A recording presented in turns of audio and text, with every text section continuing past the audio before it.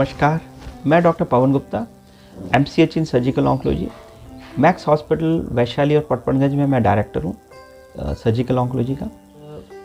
कुछ ऐसे पेशेंट्स देखे जो मैं आपके उसके बारे में जिक्र भी करना चाहूँगा। मेरा एक पहला पेशेंट था जिसको मैंने 2011 में ऑपरेट किया था और आज वो बिल्कुल ठीक है। उनका मुंह का कैंसर हुआ था और आज 11 साल हो गए, बिल्कुल वैसे के वैसे काम भी कर रहे हैं, खाना ना खा रहे हैं, सब कुछ नॉर्मल है, बिल्कुल वैसे ही हमने नॉर्मल जैसा बना दिया। उनका हड्डी हमने उनकी निकाली थी और वापस हड्डी लगा दी। दूसरा पेशेंट मैंने ऐसा देखा जो अभी उनको कैंसर से पीड़ित है। उनको कैंसर के बारे में पता चल चुका था करीब 4-5 महीना पहले। तब उनका काफ़ी छोटा सा था और बायोप्सी भी हो चुकी थी और उनको पता भी चल चुका था कि उनको कैंसर है, लेकिन किसी वजह उन्होंने ऑल्टरनेट थेरेपी को लेने की ज़्यादा अच्छा माना और वो ऑल्टरनेट थेरेपी के लिए चले गए। ऑल्टरनेट थेरेपी का मतलब हमारे कई होते हैं, होम्योपैथिक भी होते हैं, आयुर्वेदिक भी होते हैं और भी कई तरीके के ऑल्टरनेट थेरेपी होते हैं। अब ये जो मुंह का कैंसर है ये रुकता तो है नहीं। एक बार जब कैंसर डायग्नोसिस हो गया तो उसके बाद वो रुकता नहीं है और ये ऑल्टरनेट थेरेपी उसमें काम नहीं करता। तो उस वर्ष अब क्या हुआ है कि ये पेशेंट, इनका ट्यूमर बढ़ गया है और काफ़ी हड्डी गल गई है, हड्डी तक वो पहुंच गई है और गले तक भी आ गया है ट्यूमर। तो अब ये ट्यूमर जो था पहले शायद T1 या T2 जो अर्ली स्टेज कहा जाता है, अब वो बढ़ करके स्टेज T3 या T4 तक पहुंच गया।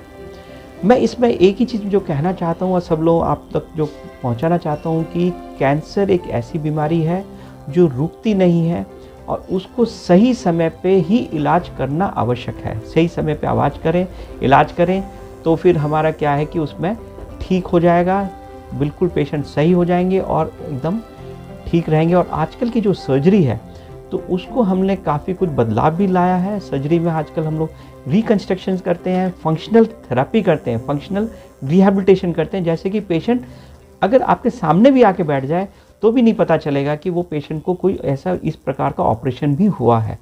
सो ये आजकल का हमारे मैक्स हॉस्पिटल में काफ़ी कुछ हम लोग का बदलाव आया है। सर्जरीज़ में, ओरल कैविटी सर्जरीज़ में जैसे हम जो करते हैं, जो स्पेसिफिकली मैं इसके लिए जो स्पेशलाइज्ड हूँ इस चीज़ों के लिए, हम लोग इसमें anatomical and functional rehabilitation, cosmetic rehabilitation के लिए हम लोग का ज़्यादा है।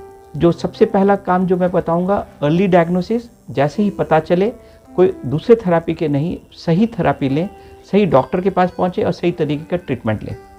नंबर 2, ऑपरेशन, अर्ली ऑपरेशन इस तरीके से होता है जिससे कि पेशेंट बिल्कुल नॉर्मल हो सकता है।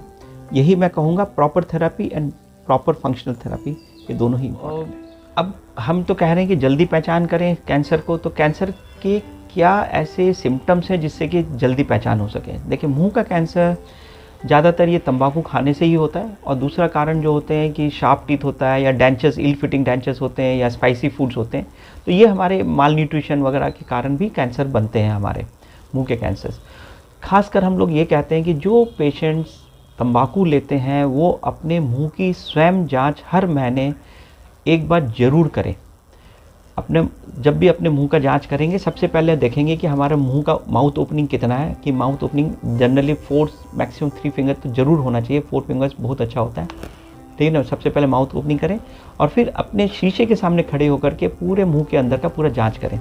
अगर मुंह के अंदर में हम लोग सफ़ेद धब्बे, लाल धब्बे, काले धब्बे, कोई घाव हो रहा है, कोई प्लेक्स बन रहा है, कोई नोड्यूल्स बन रहा है, तो हम लोग इसको कहते हैं कि इसके इमीडिएटली जाँच करें। अब हम लोग इसको आगे तक पहुंचाने के लिए हम लोग आपको बहुत एक सिंपल तरीका दे रहे हैं कि अपने मुंह की जांच हर महीने एक बार ज़रूर करें। और एक सिंपल सा चीज़ है, जब भी देखो छोटा दाना, उसकी जांच ज़रूर करवाना। कैंसर को बनने ना दो नासूर, जल्द करो इसे दूर।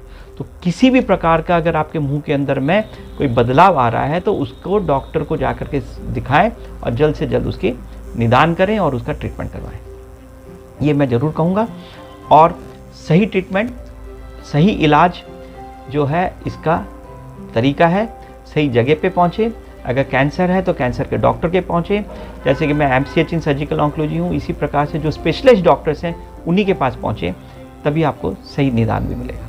धन्यवाद।